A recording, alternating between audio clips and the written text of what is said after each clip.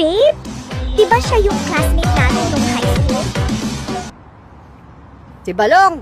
Oo, nalulong kasi yan sa bisyo kaya nagkaganyan eh. Kawawa naman.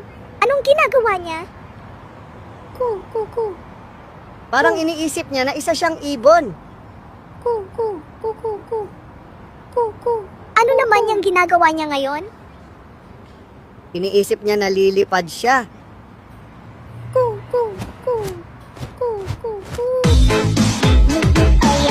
Babe, anong nangyari sa'yo? Nasaksak ako, babe. Tumawag ka ng ambulansya. Oh my God. Lobat ako, babe. Pahiram ng phone mo. Ha? Wala akong load eh. Ano ka ba? Di naman yan kailangan ng load. Akin na phone mo.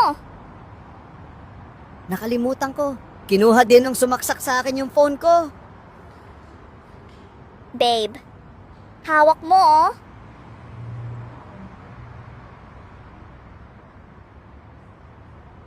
Okay na ako, babe. Di naman masakit.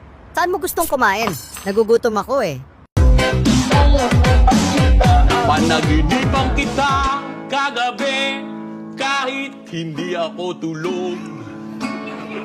Kaya pinilit kong matulog para maging totoo ang panaginip ko. Nagmamasyalo tayong dalawa nang biglang may mang-hold up sa atin.